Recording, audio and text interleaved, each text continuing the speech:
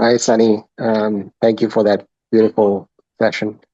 Um, I realize that um, at the end of the day, all ties that bind have to be cut, and everything should be on the table. Swami Vivekananda talked about the iron handcuff and the bronze handcuff and the golden handcuff, but they're all handcuffs, and all have to come off. Yeah. Some may be fortunate to be able to dive on the deep end and give up that personhood at the first shot, and others, like me, would have to test the waters with the easier ties that can be cut, and from that, gain trust and keep going further on this path. Your thoughts on that? Thoughts on starting with the easier things? Yeah, it seems like the ego has a way to push back, saying, "Hey, who's going to do this and who's going to do that?" And ultimately, all that is taken care of. But Well, I mean, we when you, we are the who does it. Like we will do it. I know, But at the same time, like now, just that belief that the actor, this person is what I am. I think that's what's like sort of diminishing through the surrender. We are seeing that all my actions, my speech, everything is God's movement, it's God's will. So yeah, I mean you can go about the practice however you feel most inspired to. Sometimes you may feel, oh, I want to start with the small things and then step into the big things. I did a mix of both. So I also I like to like, okay, especially when I was encountering the teachings, I was like, okay, doing with the little things first, like personal arguments or like yeah, just family things and whatnot.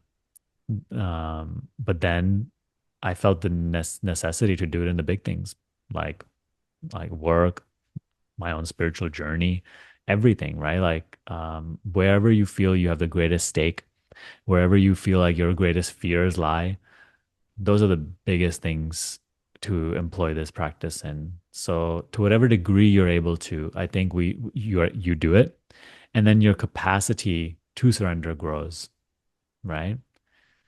So there's no right or wrong way to do it. It's just however we feel inspired to practice, we do our best that way. And then our understanding of the teaching and our ability to practice it grows from there. Because truth is, when we encounter the surrender teaching, we have no idea what it means. For the longest time, I was just like, I don't even, I keep hearing surrender, surrender. But I'm like, how to surrender, how to let go.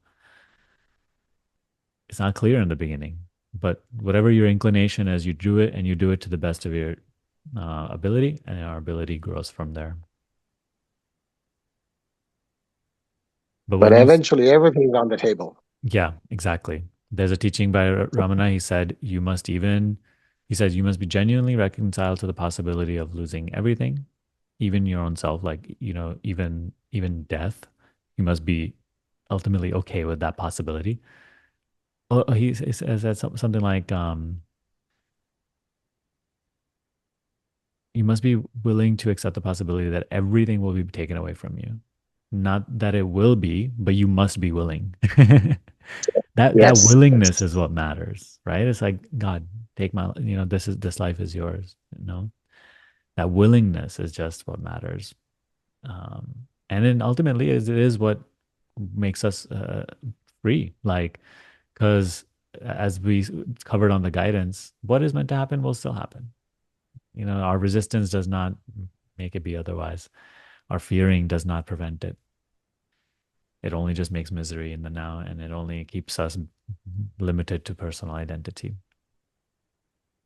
So, and Thank you. I like your like the teaching that you shared by Swami Vivekananda with the handcuffs. And I don't know exactly what that teaching is, but I feel like the bronze, the silver, and the gold, it kind of reminded me of the teaching from the Gita as well, where Krishna also says that like um attachment to everything must be relaxed away from, to be let go. That means even attachment to peace and harmony and happiness. So this feeds Fadi's question regarding like depressive states or these things that we feel like I shouldn't be experiencing if I am on the spiritual journey. But look, Krishna's instruction is so clear here. He said you must not even attach yourself to peace and harmony, things we have come to conceive of the spiritual path as, right? We like, okay, I'm going the spiritual path because I want peace, I want happiness, I want simplicity, I want harmony. It's like even these belong to the realm of illusion. So even in these, we must know ourselves. I am prior to this. These things are an appearance. They appear to me, whether it is peace or sadness. Am I willing to experience both as they are? I think that's what's most important.